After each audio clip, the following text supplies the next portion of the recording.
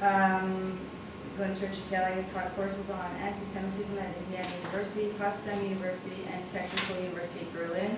From 2011 to 2012, he served as an advisor to the Organization for Security and Cooperation in Europe, the OSCE, on combating anti-Semitism. In 2013, he was awarded the Raoul Wallenberg Prize for Human Rights and Holocaust Studies by the International Raoul Wallenberg Foundation at Tel Aviv University. His latest book, European Muslim Anti-Semitism, Why Young Urban Males Say They Don't Like Jews, was published by Indiana University Press in 2015. And tonight he will be speaking on the rising anti-Semitism in Europe and how to assess the threat. It's our pleasure to welcome Dr. Jikeli. Thank you. Thank you very much. I think we should not do it really formally because we are only a small group. And before, maybe you can move up a little bit. Yeah, maybe we can. I would like to adapt it really to. We have how long? 1 hour and a half, approximately. Yeah. So I would like to really first know what you want me, what you're interested in, so that I can speak about this and not something what you already know or what you think is not so interesting. So maybe we can just make a round. And I will start with you. What you are interested in. Well, your knowledge. Your knowledge, because I already know my knowledge. Okay, so but about anti-Semitism in France today and the recent development. Yes, and what you were saying, why, I'm interested in what's your take. You've studied this, I've seen all that you've taught, so Okay, all right. Maybe you want to What I would like to show you, I don't know if you have seen this. Yeah. We had federal elections here about 2 weeks ago, 2 months ago. There were some art that was it from BDS, and I believe BDS is also quite powerful in the States, in Europe, everywhere. Yeah. This has been sitting, I'm sure you've seen it because it was near Concordia, but I heard there were also some near McGill University. yes, I've seen that. And this has been sitting next to the gate of Concordia and in front of the main gate of Concordia for a few weeks. Because I'm not student anymore, so I was passing by when I thought it was shocked. I took a picture. this is here? This is here in Montreal. Can I see it again? Oh, I'm sorry. Yeah. Ok. Israël assassine des enfants palestiniens, Harper Bozao, Prime Minister here, applaudit, que font les autres partis. Okay? It has been sitting, I don't know how long. I know I've nobody took it off? No, not only that. Oh, I'm sure I mean the Jewish intellectual, whoever is in charge, okay, they know about it and they try to do something about it, but they say legally they have the right to keep it. Okay. My question was, because I believe you are student at McGill, I'm sure and so I'm also please, I don't to see it. How come there was no strong protest from the Jewish students or from Jewish professors at McGill and especially at Concordia? Because I believe we're talking about 3,000 easily Jewish students at McGill and Concordia. And even now, maybe dozens of professors, not hundreds, of Jewish professors. It shouldn't only be a Jewish issue, it should be a human rights issue. So you're Here are attacking directly to Jews, okay? And I understand what I'm sorry, I can make it later than when to start talking. Okay. Okay. So you're interested in this anti-Zionism and the BDS and also in the response by Jews and non. My question is, how come it seems that the Jewish community, including the Israeli consulate and so forth, seem completely powerless, or they are not doing any strong thing to start to oppose it? I heard recently, probably know that the two Jewish billionaires, one is what's his name? One is Haim Saban, and the other one, exactly. They met in the summer, and they said that they were trying to planify something to against it.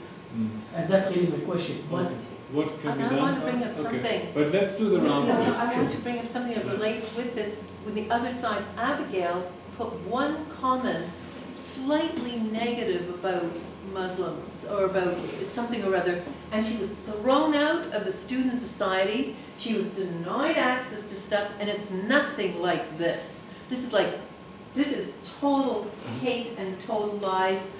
She just It was the CUTV, the Concordia University TV. And she didn't get support. It wasn't like, Well, I could go into it. It's- yeah, so but I'm just saying the total Yeah, no, listen, opposite no, is well, totally exactly. crazy. My question is, I'm not about the general public, you know, a lot of general public, I mean, first, Okay, they don't follow very much, but especially why Jewish, I'm talking intelligentsia, I'm talking about dozens, if not hundreds, of Jewish professors, historians, philosophers. I can say something about this. I can Okay, surely say please. something about this.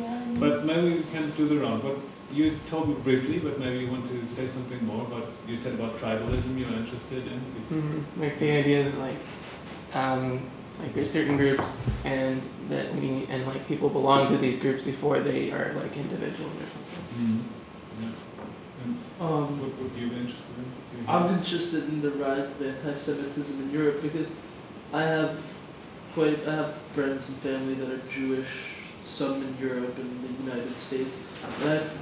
And I know in France it really is something that the Jewish community really feels strongly, that there is a rise in anti-Semitism. I understand a lot of it comes from a lot of it is French, and it's been there for a long time, and since Dreyfus and before. But there's also a new portion of the population, which is from mostly Arab immigrants, that is also anti-Semitic, and so I was interested in how they link together. Okay. We're doing the round, but maybe Abigail, you want to add something there? Let me. Okay. So, let me pull my thoughts together. All right. I do have a question. Maybe we're just doing the rounds. What are you interested? Because we're so few, I would like to really speak about what you are interested in. So, what you're interested in to know about? It looks like some peppers and yeah, it looks vegetarian. What's happening now, your opinions on it,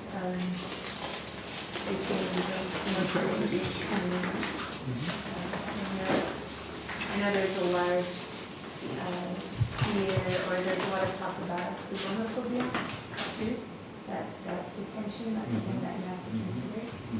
I think maybe Muslims bring it up so that we don't bring up their Jew hatred in their Quran and stuff. But I Okay. think we still have Alright. to address something. Okay, so Abigail, do you want to say something before I start? And Michelle, also maybe you want to add something? Well, just, let me think about it, All right. okay? Let me think about it. Michelle, do you want me to focus on something especially? No. Okay. Well, okay. So I kind of get an idea what you're interested in, and please interrupt me whenever you feel, because we should take advantage of it. That we're so few. Exactly. It's good. It's intimate. Yes. So let me try to give a short summary first, what I think is happening now in France, and then go through the different factions of society where antisemitism is coming from, and maybe a little bit about sources, and finally, how can we assess it? What is the threat really? What we see for the next years even? What can we assess it? So if we have a look now, what's happening now in France? You're right. Antisemitism is nothing new to France. It has a long history, but new is since the year 2000. A lot of violent form of anti-Semitic incidents on the streets, an increase in general of anti-Semitic crimes, and this is a development where you can see a sharp rise from the 1990s to 2000 and ever since 2000. It's about 10 times as high as in the 1990s. Some years it's higher and some years it's a little bit less, but it's on a very high level since. what we can also see, I mean, that is nothing that is only specific to France. In other European countries, and not only European countries, there's also a rise of anti-Semitism. So in Belgium it's not much better. In well, all over Western Europe and Eastern Europe is sometimes a bit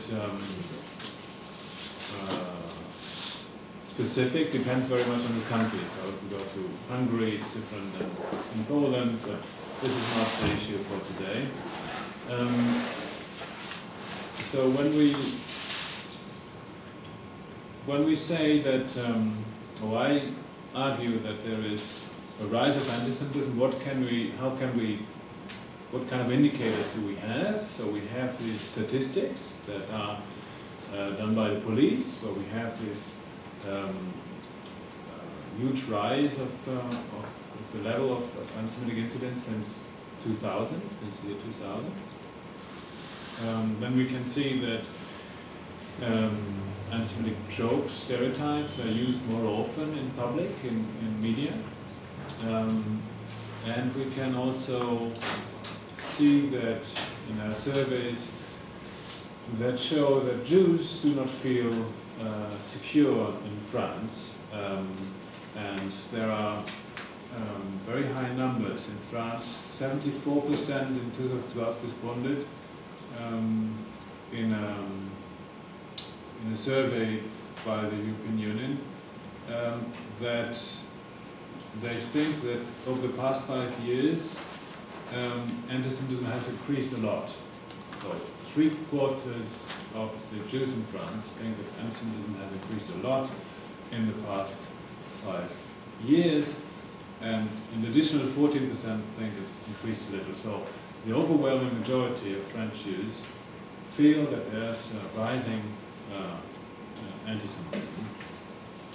And you can see that also when you go into details in this survey, that many Jews now hide their identity. They avoid places of community centers or places of worship to because they feel that that's a threat against them. Or they even, I have even some colleagues in Paris, if they go to Israel, they won't tell anybody because they fear that they get some negative attitudes there for this. So it can be on very different forms. The anti-Semitic resentments can show up in different forms. So it can be in physical violence, it can be in letters, it can be in desecration of cemeteries, can be attacks against synagogues, can be just in even an academic setting that people won't talk to you anymore, or these kind of things that happen, and apparently increasingly so over the last 15 years. We can also see... Is anti-Semitism something that's spoken about within the community? Oh yes, Are there the Jewish community, yes, and this goes into your question as well. The Jewish community in France is much more outspoken than, for example, in Britain. They address anti-Semitism much more openly. They not often don't get hurt, but especially in the early years 2000 until 2006 or so. From 2000 to 2006 there was also a huge rise of anti-Semitic incidents, but they were not taken seriously by most politicians. But this has changed as well. But the Jewish communities in France, they address anti-Semitism. They're not too shy about it. I mean, there are always different views. They could do more, maybe. Yeah, and another factor where we can see that there's a rise of anti-Semitism is, of course, the jihadist terror attacks that target, as we've seen very recently, not only Jews, but Jews are a main target of terrorists, jihadist terrorists. We have seen that in And there we can also see a rise of an increase of the level of violence. So when we see already in 2006, when Ilan Halimi was abducted in near Paris and tortured for 3 weeks. He was abducted by a group called themselves the Barbarians, and he was abducted because he was a Jew, and this group, the Barbarians, thought when they abduct a Jew they can get a lot of ransom because Jews are rich. That was their reasoning, and they kept him in a basement of a huge building complex, and there were about more than 30 people who knew about it. So this was not something small, and that was over 3 weeks, and he eventually died of his wounds of torture. And it took a while for the police and the political establishment to say that this was an anti-Semitic incident. And we can even argue if they had seen this earlier, the police might have used a different tactic. Because they were always thinking that this group, the Barbarians, they really wanted their ransom, and they might not have taken into account seriously enough that they also wanted to torture and maybe kill the Jew, because that was in their ideology. And the leader of this group, he is an Islamist, and he argued in this way even when he was prosecuted. So that was one of the earlier incidents, and then you have 6 years later the shooting in Toulouse in a Jewish school. So Mohamed Merah went, after he killed French soldiers off duty, he went to a Jewish school and killed a teacher there and 3 small children. And this was very significant for the Jewish communities, not only in France, but all over Europe, because up to then, in the French school system, I mean, very, very large majority of pupils, they go to public schools. But there's always the option for Jewish parents saying, if my children, there's too much hostility towards them in this public school because they're Jewish, we can always take them out and bring them to a Jewish school or a Catholic school. That's what happened as well very often. But that was not an option anymore. So that has a huge impact, I think, on the Jewish community, that the children are not safe anymore. Why did they have an option to go to Jewish? Well, they have the option, but they're not safe. They are targeted. Oh. They're targeted in the Jewish school, at school as Jews. And in the public school? And the public school as Jews as well. Awesome. Yeah. There won't be, I mean, so far there haven't been terror attacks in the public school. So Jews are a special target for jihadists, and we know this from the Islamist ideology that antisemitism is a very important factor in this ideology. So it's no surprise, even though jihadists also target many other communities, everybody, if you want, or everybody they think that doesn't agree with their radical interpretation of Islam. And then it was accelerated. It was in the Brussels incident. So there was another shooting in the Jewish Museum in Brussels that killed 4 people in 2014. And then, of course, in January this year, in Paris, the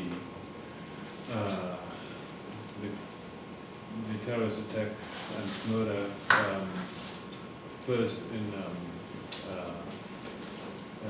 against Charlie Hebdo, and then at this kosher supermarket in Paris. So that was again where Jews felt that they were especially targeted. And many felt that there were, it was true that a lot of French people showed solidarity after the Paris attacks in January, but the majority probably of French Jews sees that that the solidarity was not shown, or would not have been shown, if only Jews were targeted. Because in previous incidents, like in the Toulouse shootings, those who demonstrated and showed solidarity were only Jewish, well, mostly 90% or so, people from the Jewish community. So There were a lot of Jisri Shabis, but not just Jisri. yeah, that's another thing. But it's a general feeling, and this is also not only in France, that Jewish community feels left alone. So feels not enough solidarity among the mainstream population, among non-Jewish population. This is also true for Germany, by the way. After the summer of 2014, when there were a lot of pro-Palestine or pro-Hamas rallies even, and there was a lot of anti-Semitic incidents around these rallies. So you have this terror threat against Jews in particular, and then you also have this pro-Palestinian activism, and that has been going on for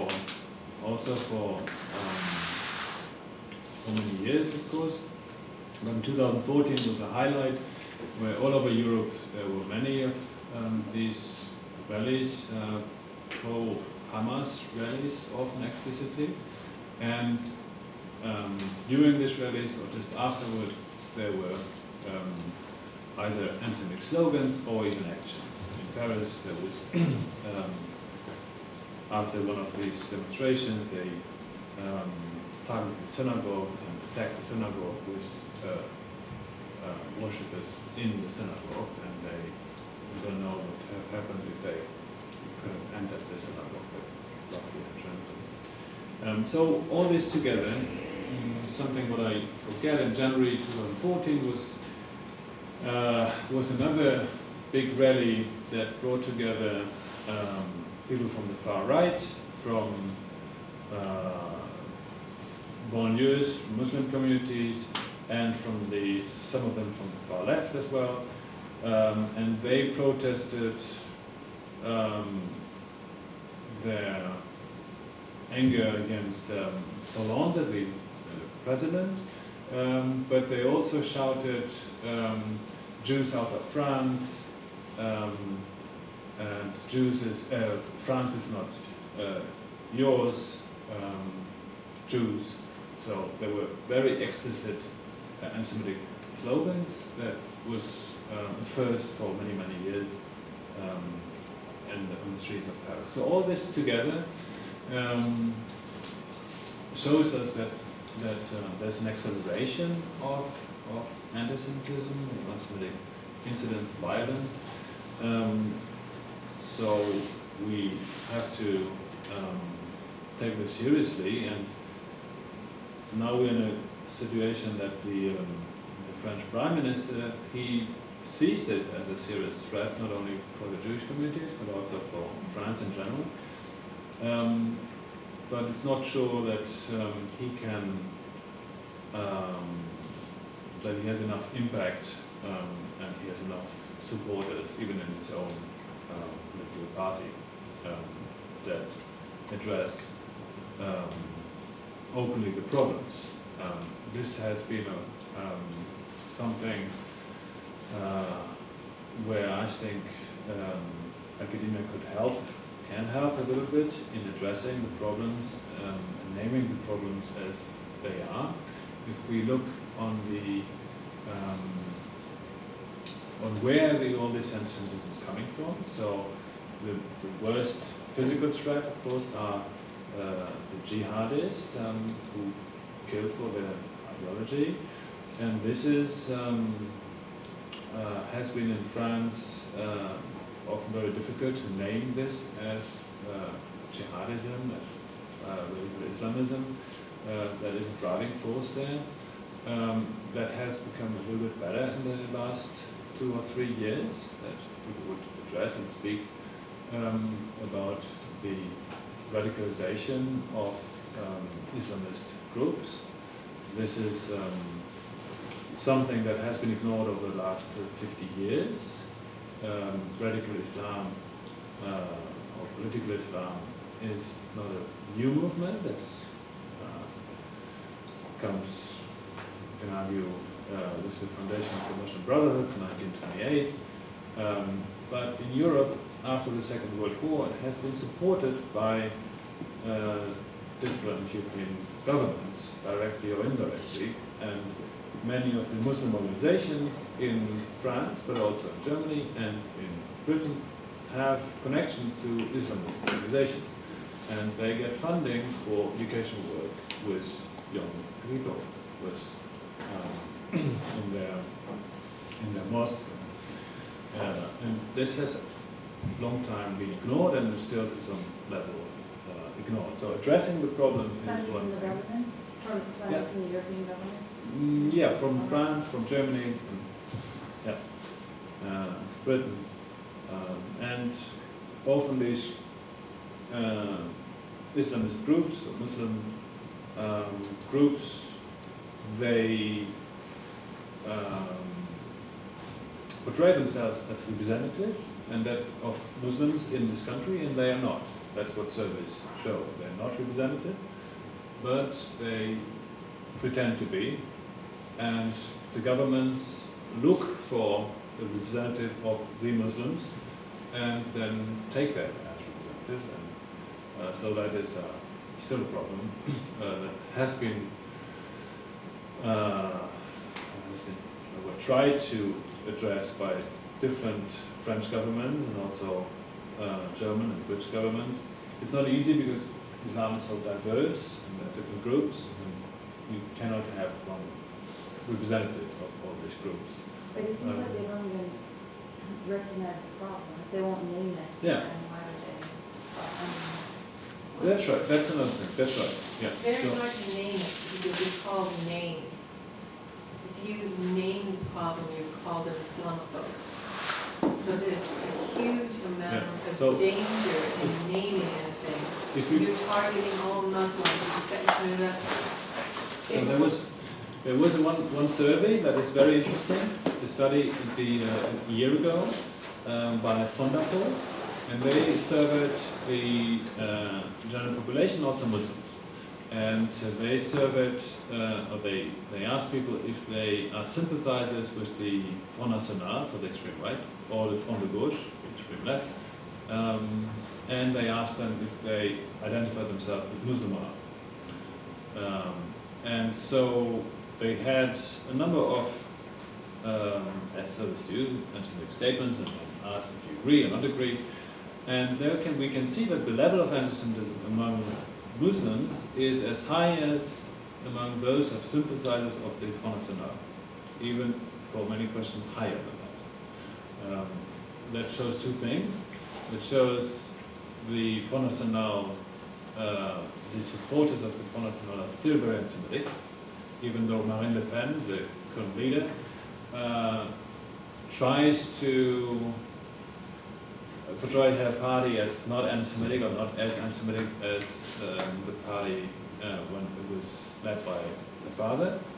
But you can see, for example, that 50% of these who say they're sympathizers of the Front National think that, so 50%, the Jews have too much power in the economy and in the financial world. 51% both say that Jews have too much power in the media and Jews have too much power in politics. So half of them still have anti-Semitic beliefs among those from the far right. So this is another problem, of course, now with the elections, you might be aware of it, that the Front National is now the leading party in France. They do. Because you're saying it was even higher among Muslims. So now we come to the Muslims. Okay. So that is one thing, the far right, they're still anti-Semitic, and we should be aware of that. And the Jewish community in France is very much aware of that. They have called, representatives have called to boycott the Front National and to remember that this is an anti-Semitic party, so they don't want to be in alliance with that party. So let's come now to the Muslim population. Those who identify themselves as Muslim, they, for example, these the Jews have too much power in the economy and the financial world. There were 67% of those who identified as Muslim believe that. 67%. And for the other Jews have too much power in media, 61%, and the Jews have too much power in politics, 51%. So the numbers are also very high, and in fact, interestingly, for all the items that are not related to the Holocaust, they are higher among the Muslims than among the far right. So the far right has the highest approval to this question. The Jews use today their status of victimhood of the Nazi genocide during the Second World War for their own interests. That is 62% of the Holocaust sympathizers who believe that. Jews use their status of victimhood. That is not surprising because the far right is traditionally revisionist. So we can see that there's a strong feeling. But again, so we see that if we compare this to the general population, both the far right and those who identify as Muslims, they have, for most of the items, the level is twice as high as among the general population in approval of anti-Semitic statements. And then they did an interesting thing in this study. They differentiated between those who said we identify as Muslim by origin, or we are believing Muslims, or we are believing and practicing Muslims. So they made three groups. And those who were practicing and believing Muslims had much higher approval rates to anti-Semitic statements than those who were saying that we're just Muslim by origin. So this is often not acknowledged as much as well, that the factor of religiosity is a strong factor. So if you're Muslim and very religious, practicing, the likelihood is more likely statistically to be anti-Semitic. That's European Muslims. That's in France, but this is also true for all of the surveys who made this distinction. Yes. In the Arab countries too, or just In the Arab countries, there are no surveys that have made this distinction. Yeah. Because it would be interesting to see if it's a reflection of the radicalization of Islam in Europe versus more moderate in general in Arab countries. Actually, I have a question related to what you just said. Because in the past, 10 years, 20 years ago, Morocco was considered to be relatively a moderate country. How come? Because I believe France, most of the Muslims are from North Africa, Algeria, Morocco, and maybe some Tunisia. How come when they come to France, they become more fanatics? It's not true. It's not true. If you look on surveys in these countries, in Algeria, Yes. the anti-Semitic attitudes are much higher. Really? Yes. Because I was wondering if you can have truthful polls in Algeria. But anyway, this, That's true. But I mean, in surveys there are surveys that ask, for example, do you have a positive or negative attitude toward Jews? And in countries like Algeria and Morocco, they're about 90% they say have a negative attitude toward Jews. yeah, Algeria was considered to be relatively, you know, on the leftist side, but Morocco was always considered to be relatively one of the most moderate countries. Yeah, and it's still, I think. It's still, despite a lot of antisemitism. And in Morocco it's an interesting case. I mean, it had not so much to do with France, but indirectly. There is the only Arab country I know of where there's a civil society group fighting anti-Semitism that is not Jewish, or in general even in an Arab country. There's a group that, yeah, they have two organizations, but they're related. Yeah, and they do good work. So it is possible because the king allows it, and the king is more tolerant than dictators in other Arab countries. And also, you have to acknowledge the histories are different Absolutely. in all of these places and countries. Absolutely. But, I mean, there were 200,000 Jews in Morocco, and now there are what? 1,000? 3,000? Yeah, so they're all left. Yeah. And, yeah, I mean, not all left because there was antisemitism, but many. Yeah. I think they left because of the threat of anti-Semitism. Yeah. A lot of them left because of that threat. Yeah. Yeah. And, I mean, it was relatively good life for Jews in Morocco. Relatively. There was still a lot of discrimination. Has since I think it was the summer of 2014 when Israel bombed Palestine, and that's when there were a lot of anti-Israel protests Absolutely, and yeah. anti-Semitic protests at the same time. Has there been a correlation between anti-Semitic sentiment before that and after that? Mm-hmm.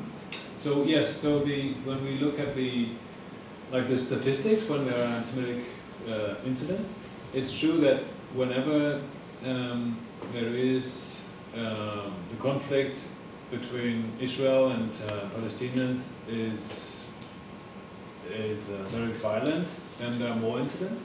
But it's even in years where the conflict is relatively low, there's no war, it's still on a very high level. So there is a correlation there, absolutely. But there's also a correlation to other incidents. Not so much, but to, for example, the Toulouse killing, interestingly, the killing in the Jewish school, afterwards, months afterwards, there were much more anti-Semitic incidents. And not only in France, also in Britain. So this is, you might think that's paradox, but this is historically has often been the case. So if there's an anti-Semitic incident, many anti-Semites feel encouraged and do something. And we've seen also that the guy who did it, Mohammed Meha, he became a hero for many on Facebook, and so that was celebrated among some. And so there were others then who said, okay, we should do, apparently, so there's a correlation to the Middle East conflict, or the conflict between Israel and Palestinians, but also to other incidents. And that brings me to another topic, the anti-Zionism, what you addressed. So, and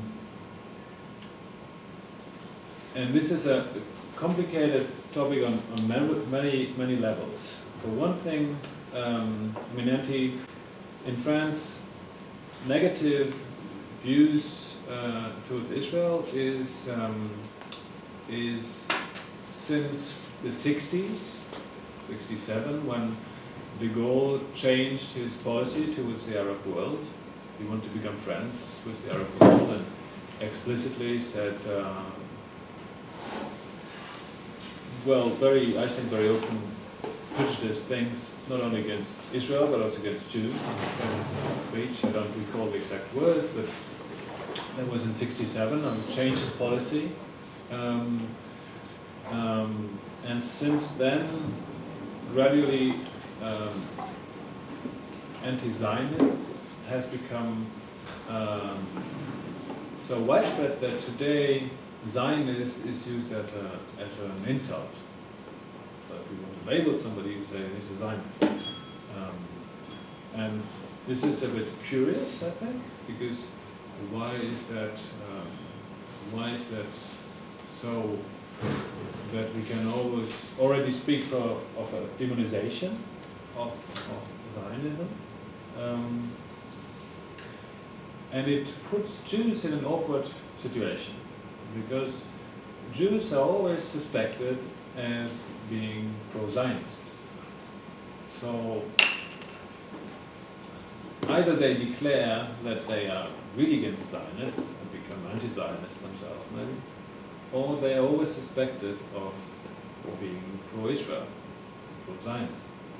And so this leads also to an alienation of Jews in general, because many of the Jews in France, and that's different to Jews in the US and in Canada, they have relatives in Israel, because many of the Moroccans and Nigerians, some of them went to Israel and others went to France. So they have a close relation. Don't support everything what the Israeli government does, but Israel for them is not the worst place in the world, or the outcast of all the nations. They have rather positive feelings toward Israel and the people they know there. So there is a demonization of Israel that's been going on for the last 50 years, and that shows some effects today. And it shows also, one of the effects is that naming the problem becomes difficult, because some say, well, if there are anti-Semitic incidents, it's not really anti-Semitic, it's just an outrage against Israel.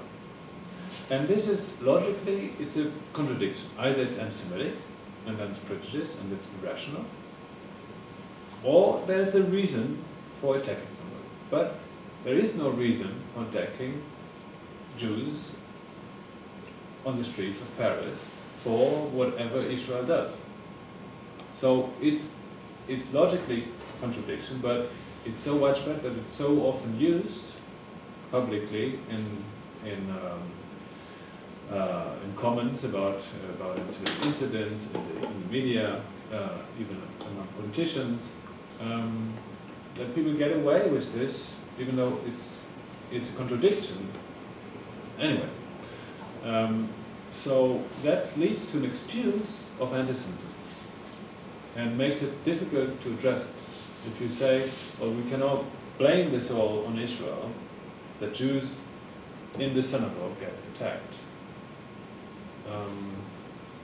So there is they miss a step.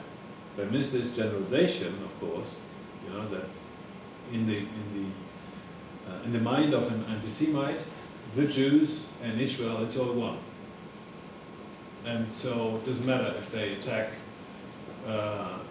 one particular soldier who was maybe responsible for some mistreating of Palestinians, or if they attack a 3-year-old Jewish child in this school in Toulouse.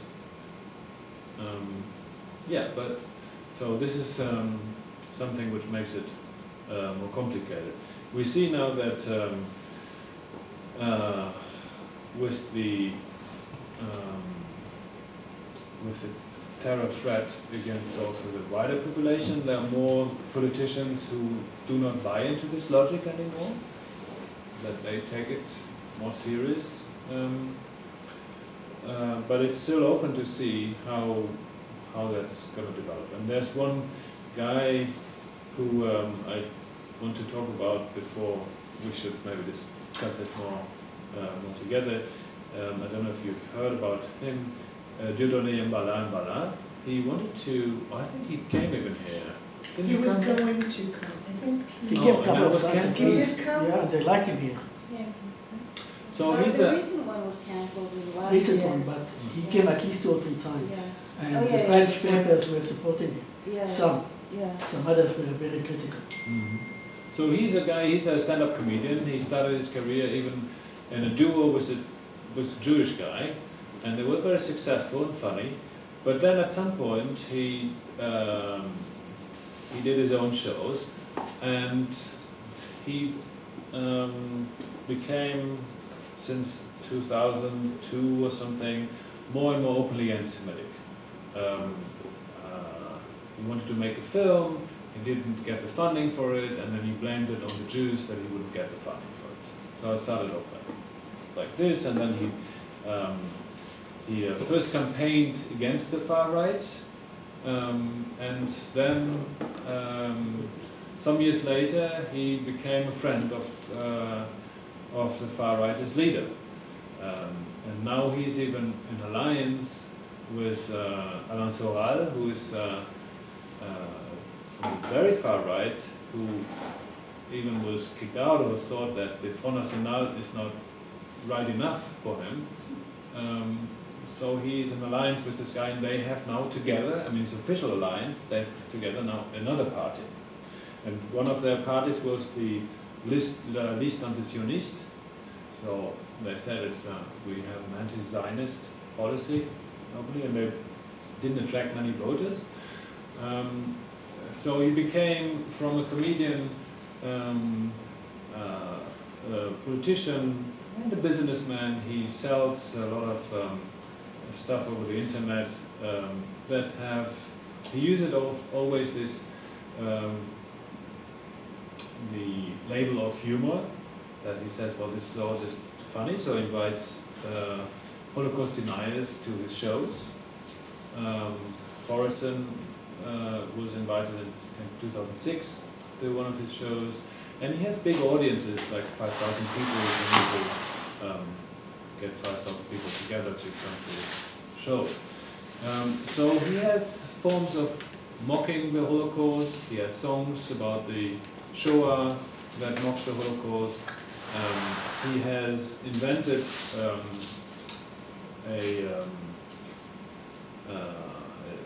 how would you call it, a gesture that resembles very much the Nazi salute.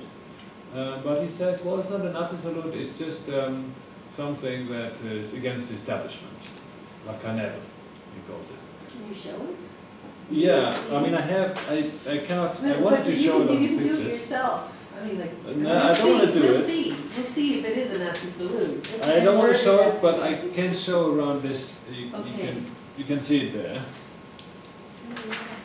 And you can see another one here. That's all you need is a headline.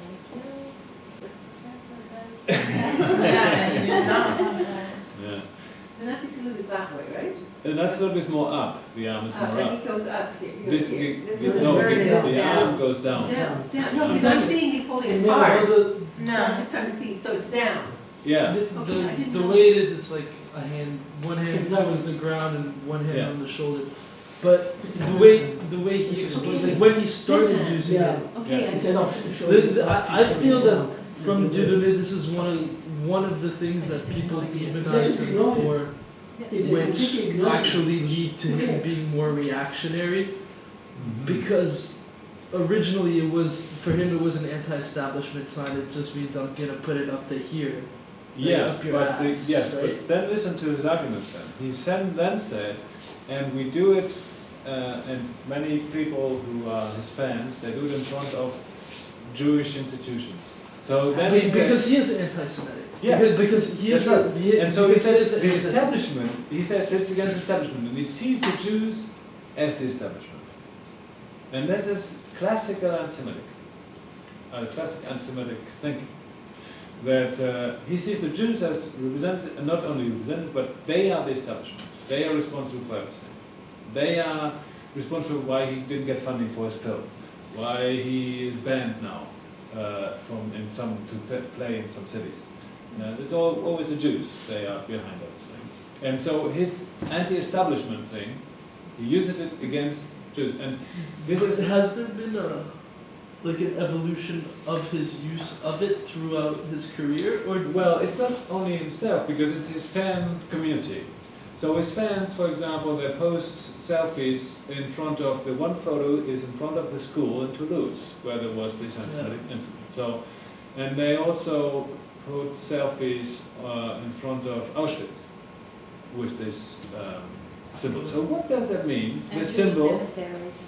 in front of Auschwitz, as if you take it seriously, this anti-establishment thing. What is the establishment in Auschwitz? So this only goes together in this far-right revisionist worldview that you think that the Jews used the Holocaust for their means for governing the world. Then it is Auschwitz is a symbol for the establishment. Otherwise, it would not make sense. So it's in this worldview. But he doesn't control, of course, all his fans. Yeah, but he uses it in his messages. He celebrates it. So you can buy the canal, and he gives prizes for the best selfie with the canal. And what he chooses then says something. So he doesn't distance himself from that at all. He endorses it.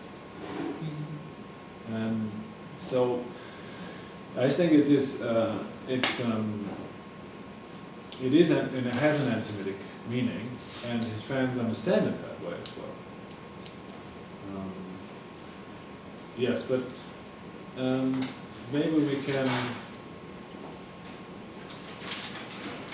Do you have any thoughts about how, One thing I Yes, want to go ahead. give around. Or maybe not that, maybe afterwards. Sorry, yes, please go ahead. do you have any thoughts about how French society, German society, Belgian society could bring these issues to the public, to publicize it more so that we don't have this situation where, there's this tremendous silence about anti-Semitism in Europe? Yeah, it's silence. I mean, the political establishment the last 2 years in most European countries, they're not silent about it anymore because they realize it's a threat, and I think the reason for it is because they get every morning on their table, they get the security report, and they see the Jewish communities are targeted, and not only Jewish communities. So they take it for this. Manuel Valls is one example, but Merkel as well. She's not as good as Manuel Valls on these issues, but she's not bad in that. So the establishment, they address anti-Semitism, but not in the general population. That is still the case that there's not enough solidarity for the Jewish communities. Why is that? And one explanation is the anti-Zionism, that they that the hostile feelings against Israel are very strong in Europe, and that many people, even who are not fierce anti-Semites, for them, Jews and Israelis, there's not a big difference. So that's one thing, and that's one problem, of course, because I wanted to go into this like an assessment of threats, but that might become a bit too academic for this run, but I give it the run anyway.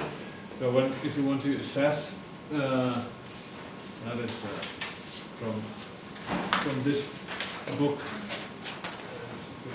This has just come out. Is there, So yes, just let me finish this sentence. If you want to assess what is the threat of antisemitism, it's not only important what is the how strong are the anti-Semites, it's also important how strong are the anti-anti-Semites. How many people speak up, how much is tolerated, and this needs to be encouraged. And this is in the German society, but also non-Muslim. And if we want to go back to the Muslim communities that are in France, by the way, what the statistics show, responsible for at least half of the violent anti-Semitic incidents, and I don't speak about the terrorist attacks, half about the anti-Semitic violence on the streets of France. People with Muslim or Arab origin are responsible for these acts. That's what the police statistics show. But these are, we can then only estimate the real numbers. Often we don't know who the perpetrator was of one act. But they are a serious factor. So it has to be taken very seriously. So the anti-Semites also among Muslims are not enough. There are some who speak out against anti-Semitism, but in many of the established Muslim organizations, they are, I would say, even the majority of the established Muslim organizations who present themselves as representatives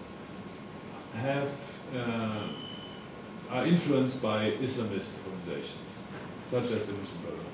So they would not speak out against anti-Semitism because they have anti-Semitic literature in their bookstores and disseminate anti-Semitism even in the mosque on Friday prayers. 9% of the Quran is Jew hatred, so if you just do counting, if you just go through the Quran.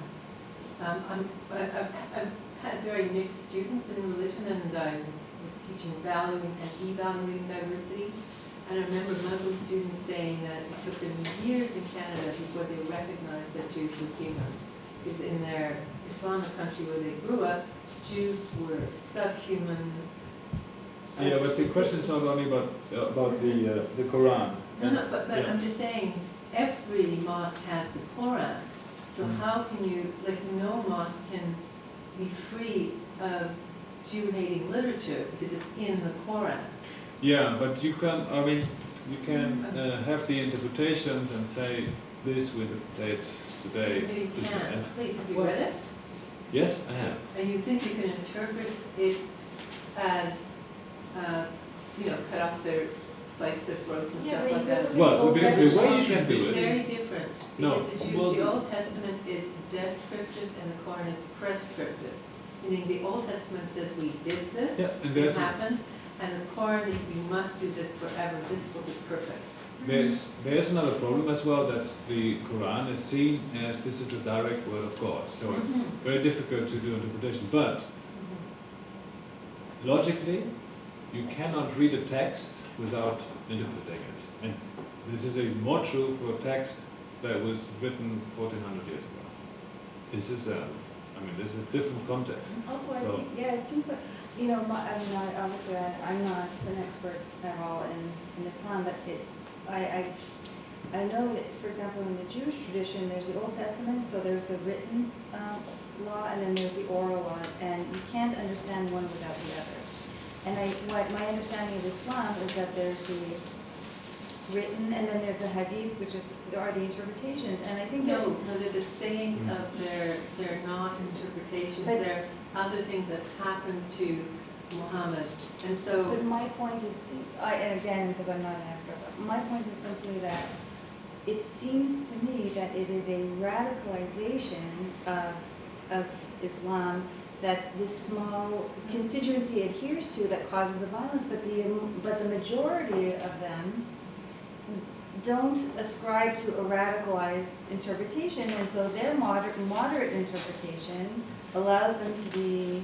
Actually, most Muslims that I know often have not read the Quran, deny what's in the Quran, and don't go within 100 miles of the mosque if they can help it. So the way they stay Muslim is they've made up Islam in their heads. They haven't been there, and their parents didn't go to the mosque either. Their parents were Muslim, and they're Muslim, and they don't celebrate Ramadan. I mean, they don't do the fasting and stuff, but they're Muslim in the same way as they're Christmas tree Christians who have never been near a Bible, except maybe to use it as a doorstop. So, and so that's why, like he was saying, the most radical Muslims are the ones who go to mosques, because that's where they get the religion. Yeah, the Quran and, of course, the mainstream interpretation of the Quran are a problem. I acknowledge that. Traditional interpretations. Sorry, the tradition, yes. There are very few who say, I think you have here Tarek Fatah, is he not from? Yeah, So, he's good. He's yeah. basically throwing the corn in the garbage. Sorry? What? He's basically throwing the corn in the Yeah, garbage. but We've got to he- revise it, we've got to throw it out and start But again. he argues, saying, as a Muslim, I say this Yes, is I know. So he has an interpretation, and he has written this book, The Jew is Not My Enemy, so where he argues that. So I think it's possible, but it would be a huge reform within Islam to have a theology that is that accepts human rights. That's true. But if you then go and ask people and Muslims where the hatred of Jews comes from, the Quran is only a minor factor, because as you said, many don't go to read the Quran, but still they have anti-Semitic feelings. Still. So where's it coming from? So that's why I was very much interested into that. So I did a lot of interviews with young people who are not necessarily organized. I mean, those I interviewed were not organized in any radical organization. But still, the majority of them, they said they don't like Jews or they hate Jews. So why is that? So there were different factors, and the religious factors was only one of 4 main factors. So there was another one, like the traditional conspiracy theories, and Jews are rich and Jews run the world. That's one thing. They said, I don't like Jews because of that. Another thing was, it's just like this. I know it because everybody says so. Yeah, that's my environment. It's my environment. And interestingly, it's not only, it's increasingly not only like among Muslims. We have in schools in France today, and also in Germany, that the word Jew is an insult, used in a school where there's not a single Jew. So, Today? yes, today, students or pupils insult each other as asshole and Jew. You're a Jew. There's not a Jew in the room, not a Jew in the entire school, but they insult each other as Where is that, you said? In Where? what country? in France and in Germany. Ah, in France in the past, I mean, actually also in English, used to be, Yeah, but in the past. that's right. One question, do you find a difference between Muslims if they are from Arab countries Yes. compared with Yes. Pakistan, Yes. Bangladesh and so Yes. forth? From Pakistan, it's a bit difficult to say, but there are some surveys who look into that, like from Algeria and comparing Morocco. Morocco is less anti-Semitic than Yeah. Algeria. That confirms what you were saying earlier. Turkey and Arab Turkish and Arab background is also different there. Often It changed a little bit. yeah, it's changed now with Yeah. Erdogan. Yeah. That's right. And But really what about good. Pakistan, Bangladesh, Indonesia, the big countries from Asia? That's right. Unfortunately, in Pakistan, there are a lot of anti-Semitic beliefs in Pakistan and among the Pakistani population. Really? Because It's- Britain is mostly Muslim from Pakistan, isn't it? Yeah, and Bangladesh and India. Yeah. And interesting, from Bangladesh a little bit less. Mhm. I don't know why. Why there's this difference between Bangladesh and Pakistan, I don't know enough about it, and they are not. Nobody has really studied it. There are some surveys that show it, but maybe it's just this one survey or 2 surveys. We don't know enough there. But the conspiracy theories are very widespread in Pakistan, and it's a recent development, the past 15 years or so. 15, 20 years maybe. And I think that is due to the rise of Islamist groups that spread these ideas. I mean, the writing of Qutb and Madudi is in Pakistan is very well known inspiration. That's one of the first Islamist writers. Madudi, he wrote very anti-Semitic texts, not as outspoken as Qutb, but still. And you know that, I mean, we had this incident like 2 weeks ago here when the shooting was in the US, in some. Yes, and the girl, apparently she was radicalized in one of the madrasas in Pakistan by a school that is in this Islamist tradition that probably celebrate Mauludi. Yeah, I don't know exactly. Yeah. Interestingly, that the reasons the different Muslims in Europe give with this different background. So in Germany you have, most Muslims have a Turkish background. In France, Moroccan, Nigerian, Tunisian, so a Maghreb background. And in Britain, as you said, from Bangladesh, Pakistan and India. So the argumentations, the tropes are the same among these population. That was interesting to me. I would have expected more differences, but there was the same, more or less. And the level is difficult to compare really the level in different countries anyway. But we see it's a problem in these three countries among Muslims. There is one exception among these with Turkish background, the Alevis, not the Alevites we see in Syria.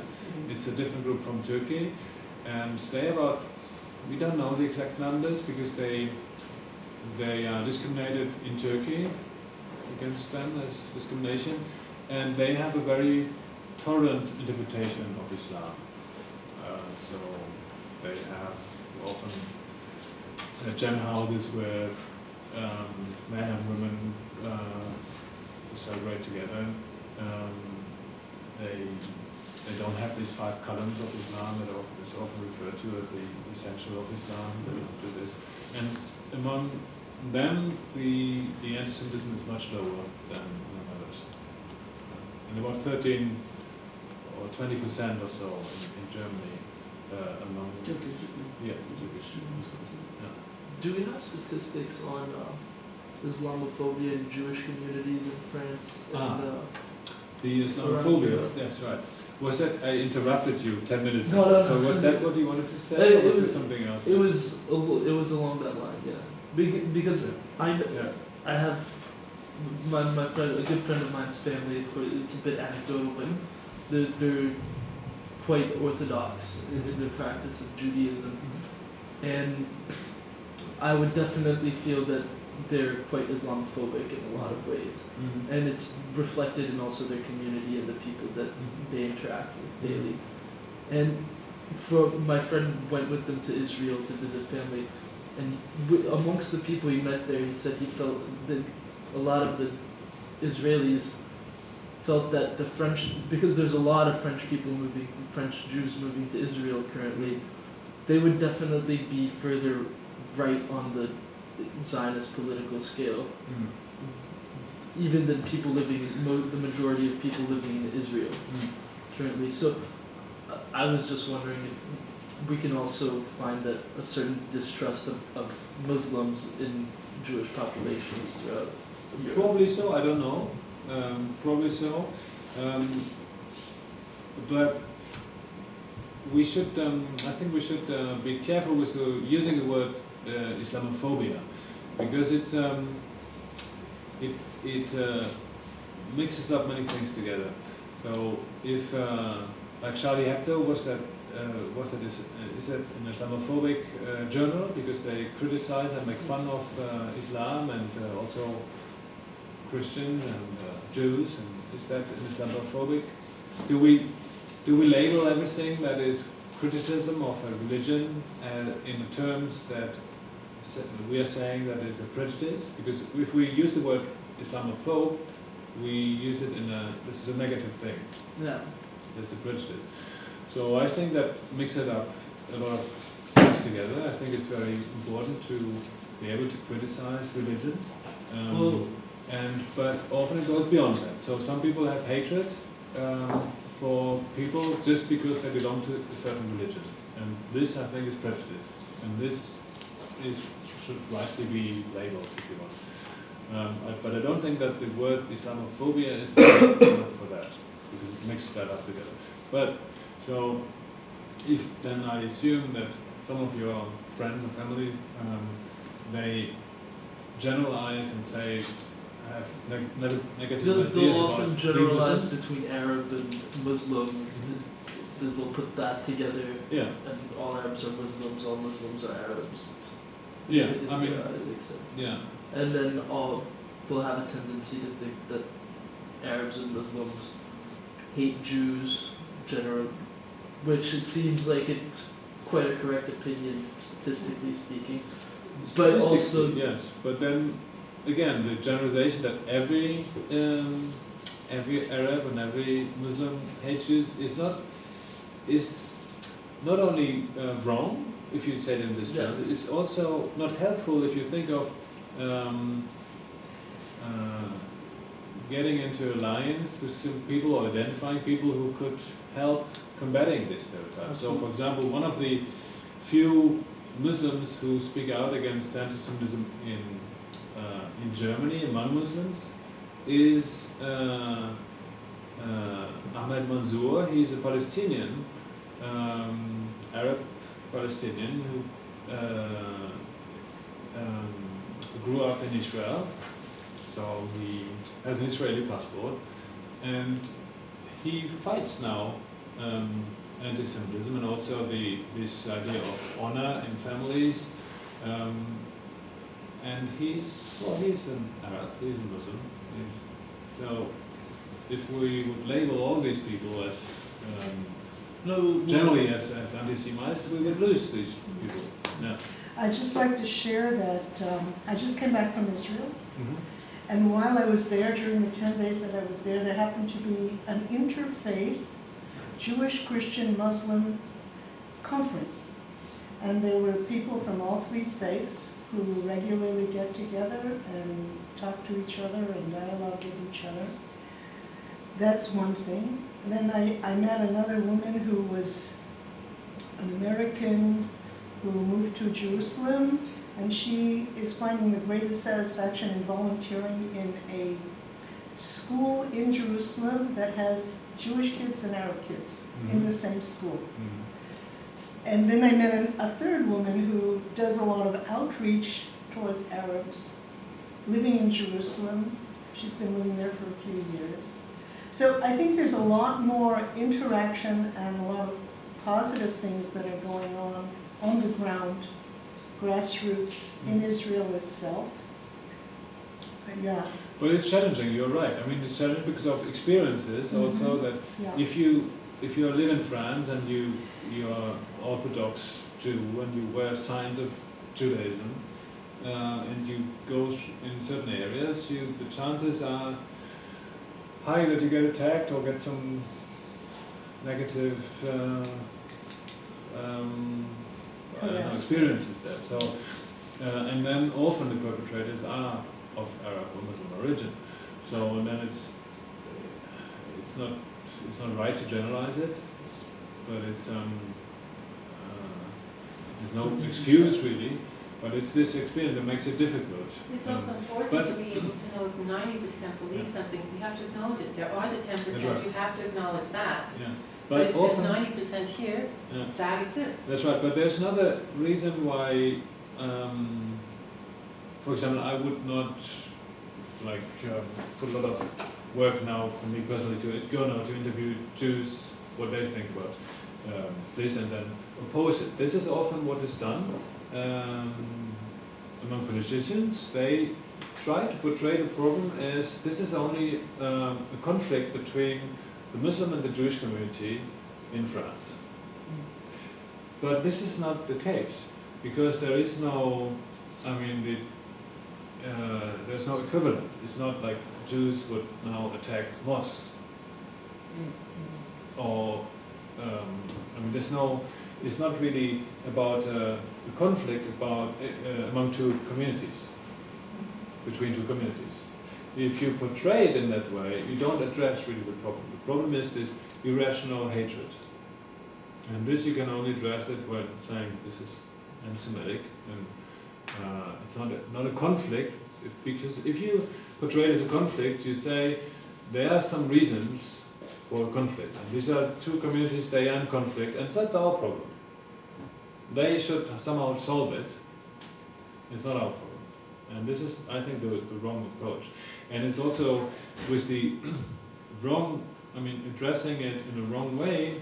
We see that after the recent attacks in Paris a month ago, it's not a coincidence that now the far right is so much on the rise, because they use, I think, the fact that many politicians, they don't address the problem that many French people feel, that radical Islam is a problem for a threat even for the life they want to live.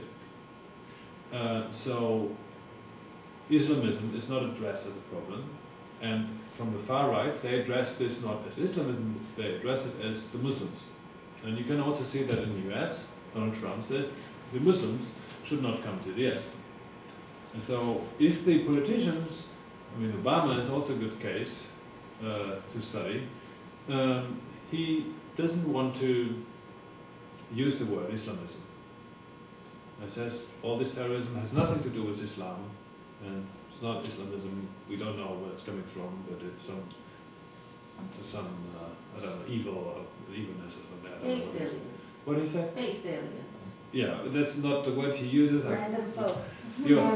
So Workplace violence. yeah, random folk was one thing, but that were targeted, and I think he used that when the kosher supermarket was attacked. So he doesn't want to address it. So then they come populist like Donald Trump up, and then they generalize it. And they are successful because other politicians, they don't address really the problem where it is. And you see that also in France, that the far right now, they are ahead in the elections there. And there's the strongest party now in France. How would you see people addressing it without,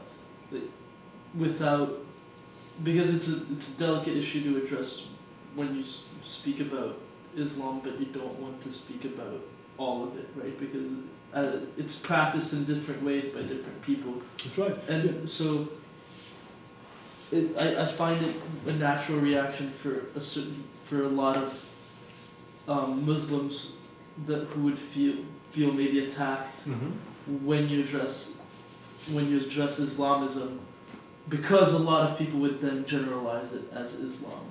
Yeah, but we have the duty to look at it in detail. And I learned this 15 years ago in my university in Berlin. There was always, Hizb ut-Tahrir is a worldwide organization. They want the caliphate all over the world. And they have chapters in all European countries, and they have publications in different languages. And in my university in Berlin, they had an annual week of Islam, and nobody cared what they were doing. They got they were in the main hall of the university, big university with 30,000 students, and they were there. Nobody cared about it, but they had their anti-Semitic literature out there, and only one day the university cared. And why? Because they organized, that was in 2003, something on the Iraq war, and then the leaders of the far right came, the neo-Nazis came, and cheered them. And then it got a scandal, and they had to look more closely, what are they actually doing here? What is the ideology? And so, they got these rooms for free, and did every year. So we have to look into who are we facing? Because they do not do good, in general, to the university. University shouldn't be a place to spread hatred. And they do not do good to Muslims as well. Muslims, as I said, they don't see these groups as representative, and many of the Muslims who don't go to mosque, they would not like others to speak in their name, so they should not be funded. That's the first thing. So they still get funding, and they still are respected by the governments, and this should not be the case. So that would be the first step, and then say, okay, what is your ideology, and what do you preach, and if that's if that is against the law, even in some cases, I mean, they should be banned, or they should at least not be supported with money, with funding. And if it's anti-Semitic and Mein Kampf is hate literature, well, what they're teaching is hate literature. And I think that is really important to look at content, what is in there. Yeah. But I just think it's very important to look at truth and to dare, and I know that one of the first things that happens if you do want to look at the Quran is you're told you're Islamophobic. I'm sorry, I did not write the Quran, I promise you. I'm pretty old, but I'm not old enough for 634 to have been writing the Quran. It's like, it's there, so you've just got to deal with it. And you have to have permission to deal with it and not be called names if you're reading it and you're reading it through and you're comparing things and you're saying, whoa, very nasty views of infidels in there. You know, when they call infidels, I don't call myself an infidel, an unbeliever, a dhimmi, an inferior, a kafir, a low scum. Yes, but many of Muslims of your friends, for example, Yeah. they would not call you this. Of course not, but So you know what? there My is an Muslim acceptance. friends Yeah. are not devout. I don't have devout Quran quoting, or if they do, they quote, you know, a few of the nice passages and they don't want to look at the other stuff. But they're also, they don't call me names because they know I'm not against people, I'm against ideologies. And I think it's really important that you have permission to look at what is the ideology of different groups. But that's anecdotal. What It's you're not, talking- the Quran is not anecdotal. No, but the way that you're framing it, I find it extremely problematic. I think you should read the Quran. I do. You I do? have. And I also study Bible, and I know how it's been interpreted and what's in that. It could be read as an active statement, and people and rabbis have read it that way up to today in Israel, to call upon violence and things like that. So you have to be careful, I think, in how you're projecting onto another group.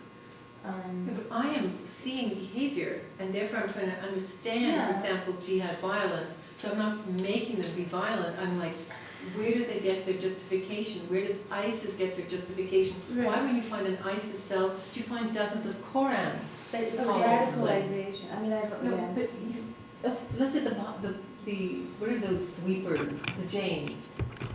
You know those people go around sweeping the ground because they don't want to step on bugs. You know, no matter how radical the Jain would get, they are not going to be violent because all of their texts are so peaceful. Like you wear gauze in front of your nose so you don't swallow a bug. You go around with a broom so you don't step on a bug. No matter how radical you get, you know, you can go, and I can't even eat a microbe. But there's no way. So if one group or another goes more toward violence, I want to look at what's going on here. But I would say that, like, you say that obviously you say that some people would nitpick parts of the Quran to justify it as non-violent, while other Not people. nitpick. I happen to have studied this in depth. Now Muhammad spent some time when he didn't get any followers, or very few. In 10 years or 13 years, he got like 100 followers. Then he was not preaching violence because he was small, and he was saying there's no violence in religion, there's no coercion in religion, because if anyone had coerced, they would have coerced him. Then he went somewhere else and he became violent. At that point, it was okay to be violent. Yeah. So it's like, the- it's important to understand, like, what- it's the only religion I've studied, by the way. I'm not religious of any religion, because I haven't experienced religions as anything until recently. I mean, this is the mainstream, even the Islamist groups today distance themselves from the Islamic State and the violence. So even those who preach hatred, they say, no, this is a misinterpretation and the violence is not there. But we have the problem that the people from the Islamic State many of them, they know the Quran very, very well, and they use verses from the Quran to justify the hatred. So there is a connection to Islam or to interpretations of Islam, and that needs to be addressed. So there must be more condemnation, not only about the actual violence, but also about the incitement to violence, because this is what some of the organizations that condemn the violence, they still preach hatred against those who are non-Muslims or women or homosexuals, and this should not be accepted. I think this is one thing. And but first, before we go into it should not be accepted, I mean, they should not be supported. They still get support now from the governments. And governments are afraid of withdrawing it because, you know, there are people who can come and speak hatred against Jews, and come to Canada, etc., and speak hatred against Jews, but when somebody wants to, for example, like Robert Spencer, who really knows the Quran backward and forward and inside out, wants to come, it's very hard for him to get a speaking place. Or I remember when he came to Toronto, and I went to Toronto because he's really quite a knower. Down below, there were, whom did the CBC and CTV interview? Robert Spencer? No, they went and they interviewed only Muslim groups advertising themselves as Muslim groups, and they were saying Robert Spencer is a hate monger, he's an so and what got reported on the mainstream media, what was going downstairs, I went upstairs and I listened to Robert Spencer, I knew what his message is not about hatred, it's just about knowing, you have to know. And I'm really, you know, I've PhD and scholar, I believe in knowing. Like if I'm not allowed to know that the earth is round or But I mean, flat. there is a debate there. I mean, I remember I read one of Robert Spencer's books, and Which for me, just to remember the cover, I don't remember the title. Did Muhammad exist? No, it was from 6 years ago or so. That's One about of his first books, probably, on this issue. But I found that some of it was overgeneralization and essentialization of Muslims. And I think we have to be very careful not doing this. I've never found that he generalized about Muslims. Mm. You know, he knows the Quran and the quotes and the hadiths and the sirah, etc. But I have read a lot of the stuff, and I've never heard him generalize about Muslims. In fact, there's always a clear separation. Mm-hmm. Islam is an ideology. Some of it is political, some of it is religious. And Muslims are people. You can have atheist Muslims. Yeah, but the problem is not Islam, it's Islamism. There's No. a difference. But the war on the terror that is going on is the war against radical Islam, not the war against Islam. Okay, people like myself disagree, and one reason is that from the beginning, Muhammad was successful through violence. For example, there were 3 Jewish tribes in the second place. The first Yeah, one but let this go. But doesn't matter, from the really. beginning. So Yes. what I'm saying, that he wasn't an Islamist. He was an Islamic. Okay, but if you look, for example, at at the time around the creation of the State of Israel, like even much before then in the 20s and 30s, there were a lot of, there were some Arab leaders that were actually calling for cooperation and living side by side, and it was Husseini, who was a radical cleric, and inspired, I think, by the Tube or the Muslim Brotherhood. Anyway, so he is the one who is the real anti-Semite, and he is the one who sort of started a different trend. But you can't. I think it's the issue at hand appears to be not Islam, but radical Islam. So, and that's so Hitler's best friend was the Grand Mufti of Jerusalem. Yes, I'm aware. So he is not He an was not the best friend. Islamist. No, I know. He was just an acquaintance. But Yeah, but but he was an Islamist, exactly. why was the- he an Islamist as no, Muslim? the Why are you difference calling an is- Islamist as the bad Muslims? Well, that depends then on how we define it. For me, Islamism or political Islam is if somebody wants to establish the Sharia as his or her interpretation of Sharia as the law of a society, But that's and not Islam. a man-made law. That's within women-made law. Islam, you're supposed So to have a this is- caliphate. No, but you can Well, interpret it how you wish. this is- And it's a very small faction that actually believes that This is and wants to Until, instate that. I mean, the caliphate, no one wanted to recreate the caliphate until the 1820s, right? I mean, the Yeah. 1920s. 1920s. Yeah, 1920s. This was, I mean, there was a pre-modern society, so But and not they didn't there, have. like- So and they didn't have nation states, and they didn't have states really. A caliphate is not. I mean, it's depends on how you do the definitions, but it's a pre-modern concept anyway that was in Islam, and the Islamists they try to modernize it, and they want a state that is run by Sharia, their interpretation of Sharia, and this is what I call Islamist, and this is what I would. I mean, I see that this would not. It would not be possible to establish human rights, for example, and equality among the citizens of a state that is run by Sharia. So I think it's, and I agree with you, this is a wrong approach if we take it from the perspective of human rights, and it's not all equally right, different forms of living together. We want to, or at least I have my opinion, what I think is a better world, a better living together, and so human rights are one of these. Yeah, absolutely. So I think what it's Muhammad did 1300 years ago, didn't do. This is his thing. This is a historical figure. But what is important now in societies, how they want to live together, is what do they make of it? Do they take this as, eternally the ideal life? And this is what Islamists and others maybe do. They take the role of Muhammad as what we should aspire to. Well, And this is dangerous. Corn, This is that's dangerous. like you should do But in a historical figure, I mean, he was not the only one who was, to standards of today, cruel and bigoted, and this can be put in context. But this would demand a reform of Islam. I That think is one the need. more question, and we got it, unfortunately. Just, yeah, Okay, so it puts human rights above every religion. okay. Well, a secular society, yeah.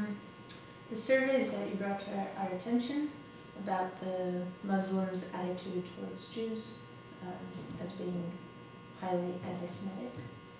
I'm wondering, that's a prejudice, that's maybe based off of stereotype, their different exposure to any books about Jews, maybe they haven't met some, things like that. But that's in a very different category than Islamists, or people that are going to go out and commit a terrorist act Yeah, against a Absolutely. Jewish school or Yes. something like that. yes. So, and I think to your point too, in the Jewish community, you can have sentiments of discrimination against Muslims, but the acting upon that is very far away from, I agree.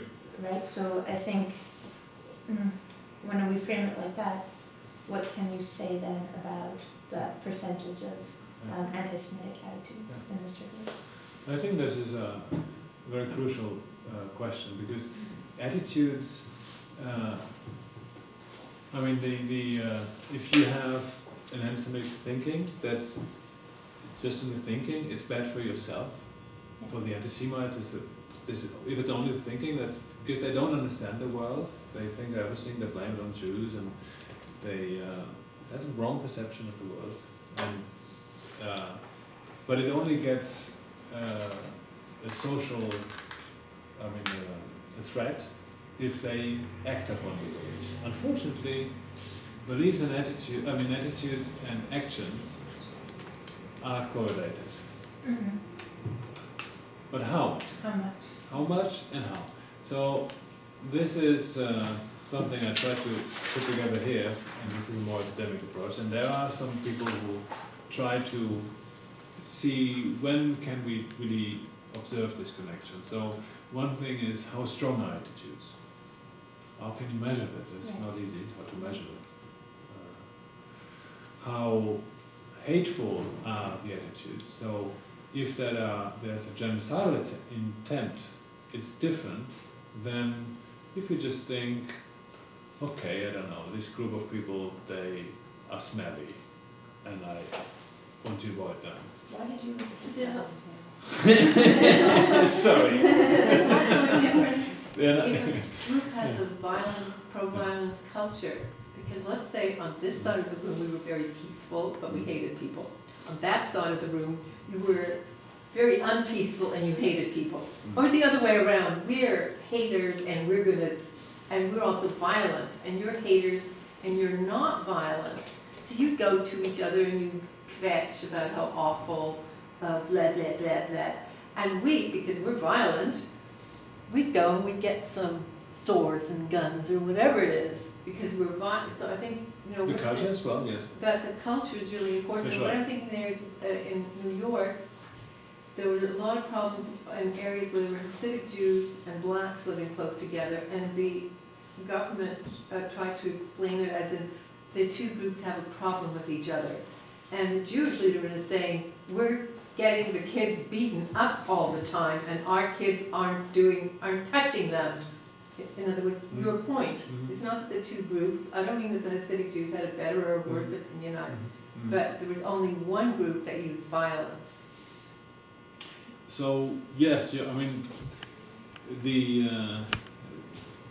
we have to see into detail, but your point is correct, that we should make a distinction there and see what are the attitudes, what is the hostility, and is there, I think one crucial thing is the dehumanization and demonization. So if you do that, if you don't only think of somebody you don't want to be in contact with, but you demonize this group of people and dehumanize them, then the step of action and even killing is closer than if you just say, okay, I don't want to get in touch with them. And a whole other side if you're prone to violence and things like that. Absolutely. But then, yeah, absolutely. But it's also then a difference of you acted out on your own. So this is in my, the second dimension here. Is it individual action that's also different, or is it organized action?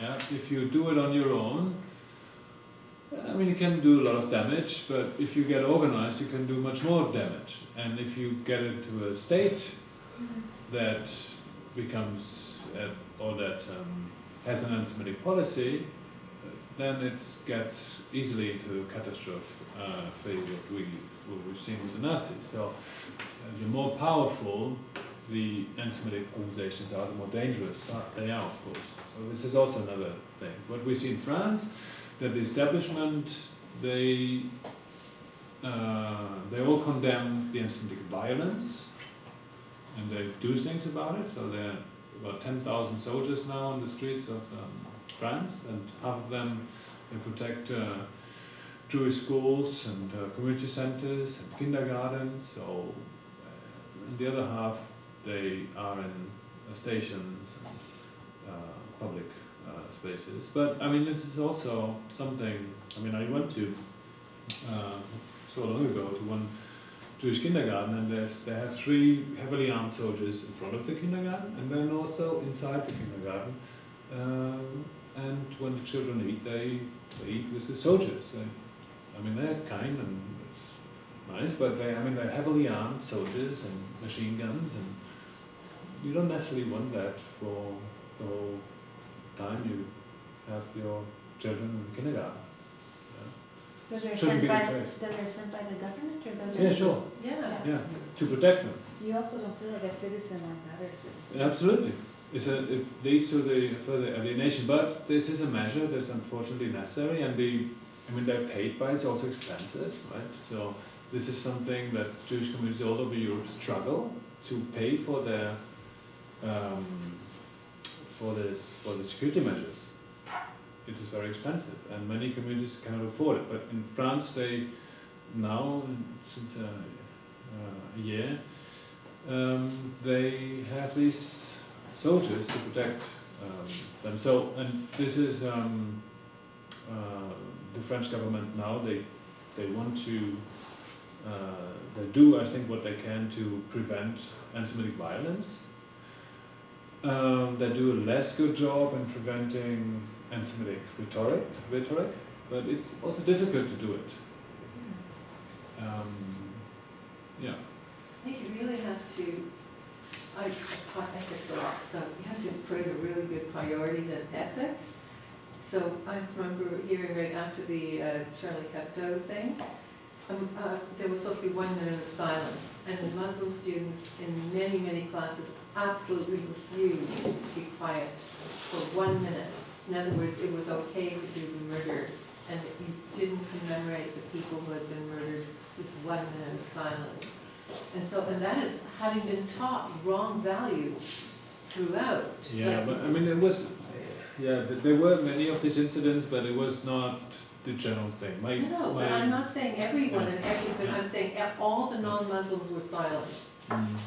What was it that this group, let's say 1% of Muslims, the children had gotten an attitude that from at home, etc., that it was right. And so it's really important that you teach nonviolence, that you teach respect right from pre-K on, that no child should think that it's okay or that your religion is more important than not being violent. Well, it's not like I was After in, this, we'll wrap up, but yeah. I was in Paris during the attacks, and like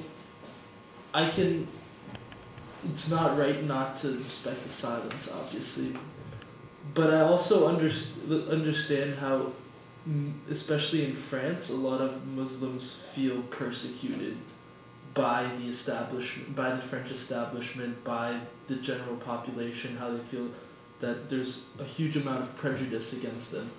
And so when being Muslim is part of their identity, and when someone, like Charlie Hebdo did push the line, like in the US, what they would do would definitely not be viewed in the same light as how it was viewed in France.